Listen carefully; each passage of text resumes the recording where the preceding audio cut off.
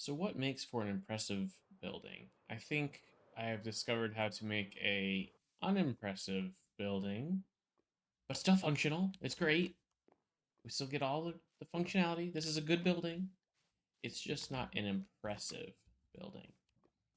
Um, so last episode we worked on the slime hut, and I think it's fine. There's nothing wrong with it, but it is not an impressive building. It's cool, not impressive, and that's okay. So I've been looking around at some of my other buildings, trying to determine what's impressive. And so let's do a quick little look around. We have a greenhouse style farm over here, which is cool. It's not detailed. It's very patterned and vanilla, but functional too. So I like this building a lot. It's very interesting. The silos here that go with it, eh, not impressive. They're functional and they fill the world. That's great. Um, what about our library? I think that's pretty impressive. I think the colors stand out and it's interesting. Our iron factory, also interesting, impressive even. I think this one's more impressive than anything we've looked at so far. It has some detail.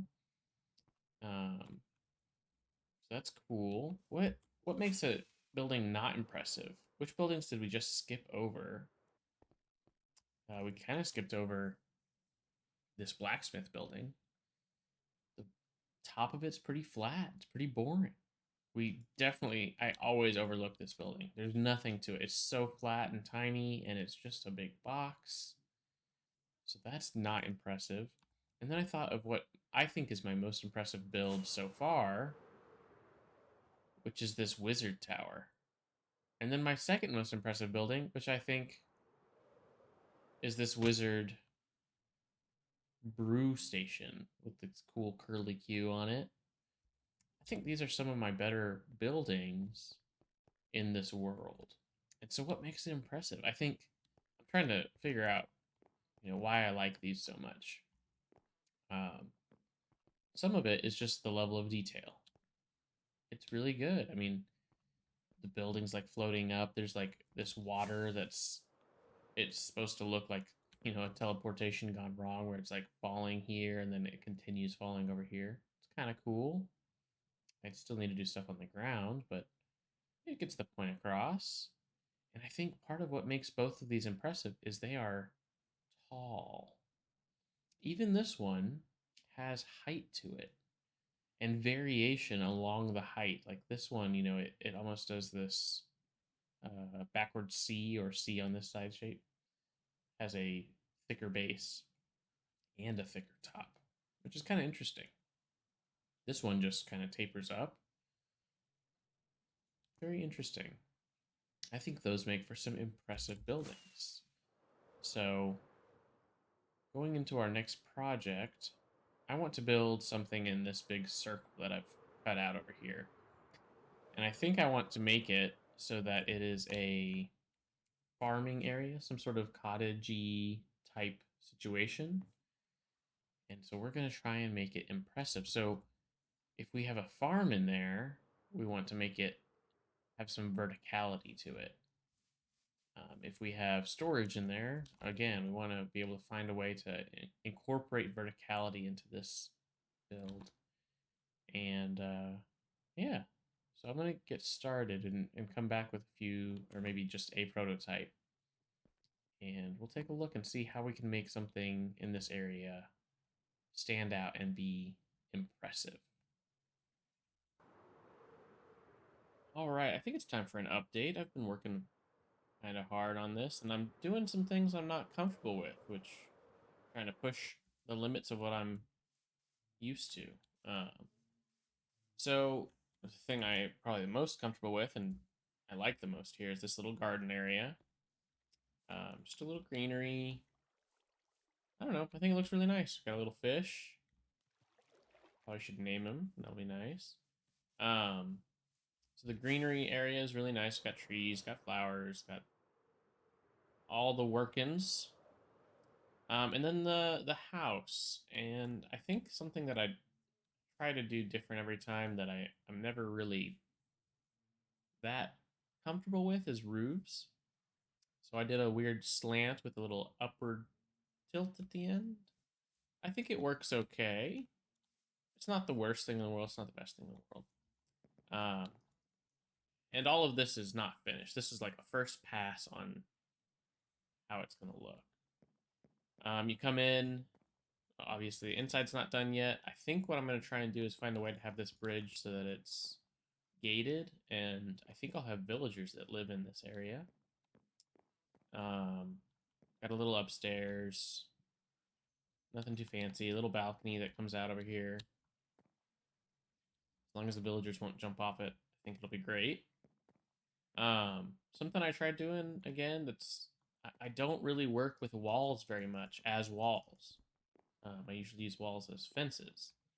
And so I wanted to try it and see how that looks. You get a little bit more depth. You can see sides of blocks. So you get more variation in color and texture. And I think it worked okay. Got a little bedroom in a walled area. It's pretty basic right now, but I think it came together decently. And for a first pass, that's what you really want.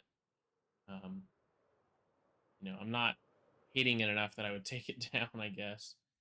Um, we have another little bridged area over to here. And this, I'm going to wait to build until I build the farms. Because what I want this to be is like the area that I personally would come and access and get the fruits of the farms, basically. So I think I'll have some shulker loaders here, or maybe just the shulker loaders are below and they shoot the chests or the full shulkers up to some chests that are here. Not really sure. But I want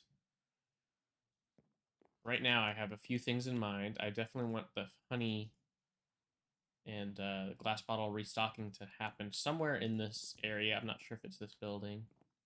Um, and the next thing that I'm going to do that I want to be here is I want to have a tree farm, and I need to find a way to get that tree farm going. So I think now that we have the first pass done, I think now's the time to start looking at doing the farms. And the tree farm, I think, is going to be underground.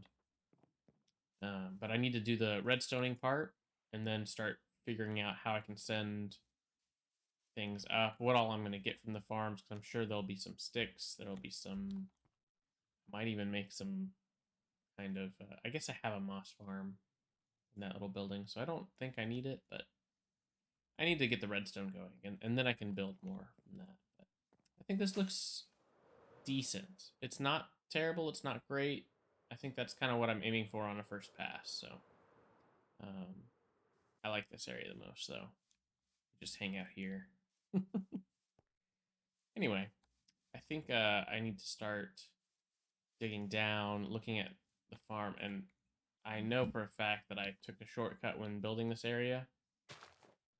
Oh, maybe I took less of a shortcut than I thought. I know there is... This lake is actually much bigger than it seems. And so it goes underneath. I kind of covered over some of it. So we'll need to address that somehow. But yeah, first pass looking all right. All right. We are back. It's been a hot minute. So let's take a look at what we've done. From up above, man, it's nighttime. We have some guests in our house. But from up above, I dug this hole here where we go down, and I cleared out an area where we can do some farming. And I've never done an oak tree farm. That shouldn't be stone. I'm gonna put a leaf there and see what happens. It's probably a really bad idea. I've never done a oak tree farm, and so we're trying it out. This is from an episode that I saw of Ethos Lab, and it's just a stone generator into a moss transformer where we hope to get an azalea tree here, and we try and grow it right then and push it around. I have this little TNT harvesting area, and we're gonna learn something. Sometimes these trees grow very jagged, and that causes a very small trunk. So we have these two tall bits here, which I think is going to cause problems. We're going to find out.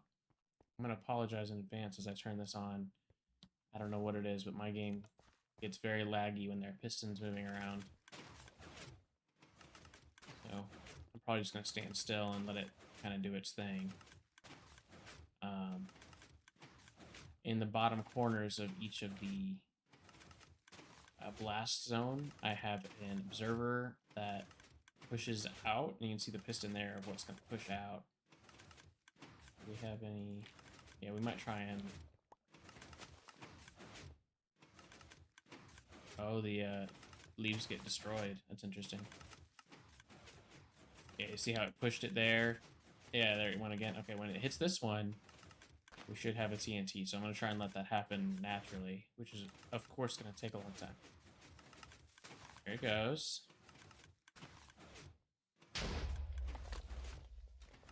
That was a pretty clean break. Oh, it's such a pathetic return on investment, though. Okay, let's turn this off, and then we can talk without the lag and the noise. Oof. See how much smoother it is? Immediately. Before this video ends, I do have something else to point out that I've just figured out. I've been using this tree farm a little bit, and there's a setting that is chunk builder. By default, mine was on fully blocking, and the gist of it is if you have a pretty new CPU with more than 6 cores, I believe, is what I've read, you should use threaded. That helps the lag so much. So if we go in here and we turn all this on, okay, you can see I can run around in here. It's not jittery, or, you know, it's much smoother.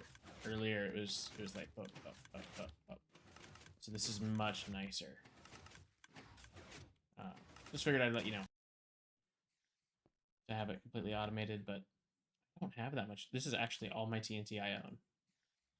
And I have a ton of gunpowder, but there is an inherent flaw where I could either try and dupe TNT, which I don't think is the right thing to do. I don't like duplication.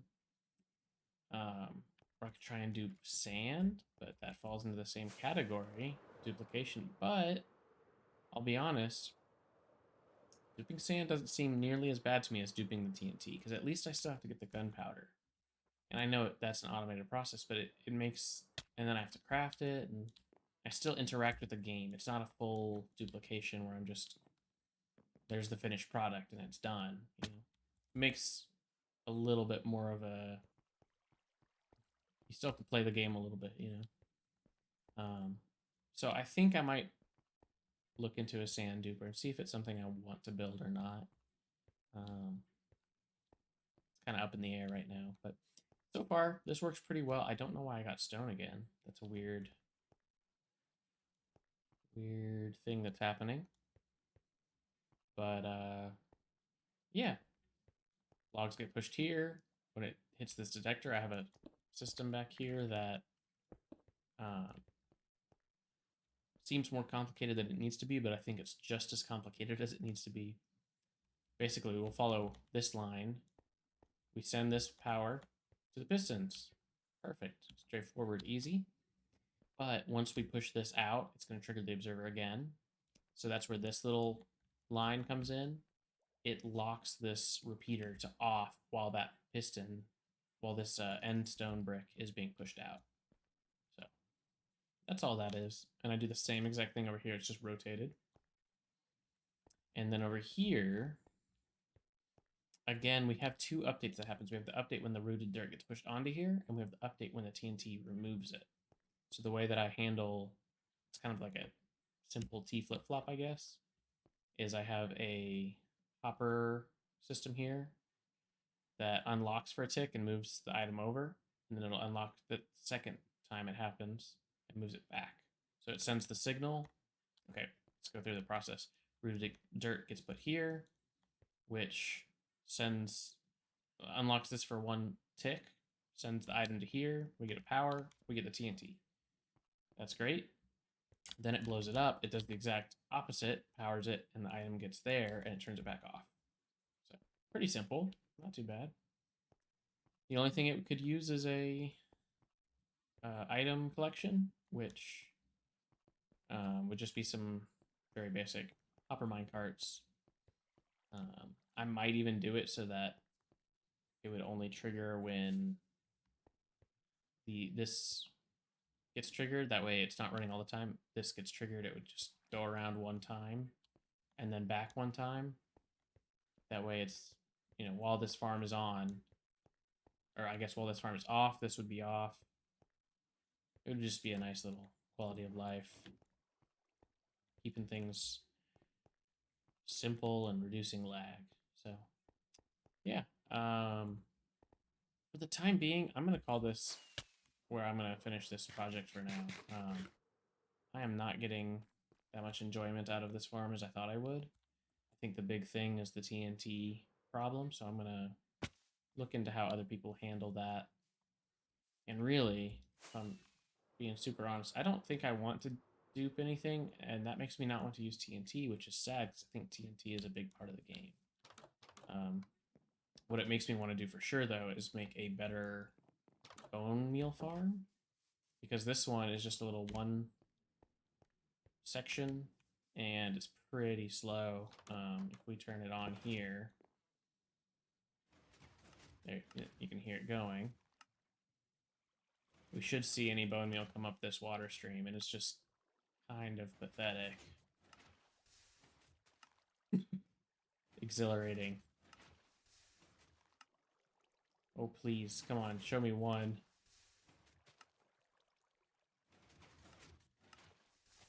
Oh, God.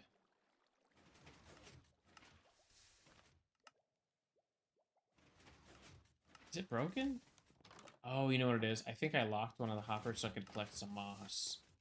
So, yeah, one of the hoppers that's on the composters down here. Yeah, see how that one's like full? And I'm back stocking a bunch of stuff here. So that's probably why it's not performing at exhilarating speeds or anything. That makes me wonder if we're slowly losing bone meal. Let's take a look.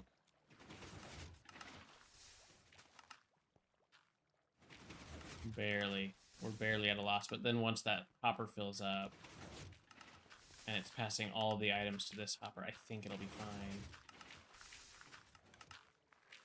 Let's see. I'm curious now. Although this one's running out.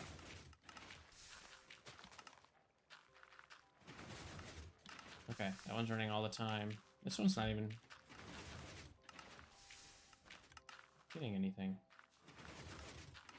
Okay, let's go look at the bone meal again.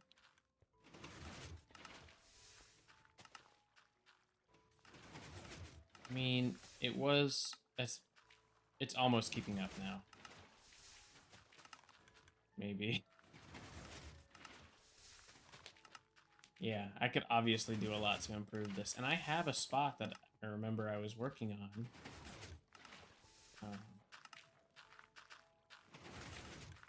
Oh, it's going to have to fill up on those 2. So, I think I'll show you a... Well, no, I'm not going to show you. I have a spot that I started doing a build that was going to be a big bone meal farm, because I wanted it a little bit away from here, because this, you can tell my computer just struggles while this is running. It's a little choppy. So we'll turn that off. That is sad that we didn't get anything. Anyway, I think that's going to be the end of this video. We got a little house started, and I'm going to keep working on this and building, especially because it puts me out of my comfort zone. This is a different style. We got the walls, we got little overhangs where it's, off the ground. Oh, that's cool. I don't know why, but I really like that. I'll try and build some other stuff down there, and we'll figure out what we're gonna do with duplication or not, or just go and grind some sand and get it going because I already have the gunpowder. So anyway, thanks for watching, and I'll see you next time. Bye bye.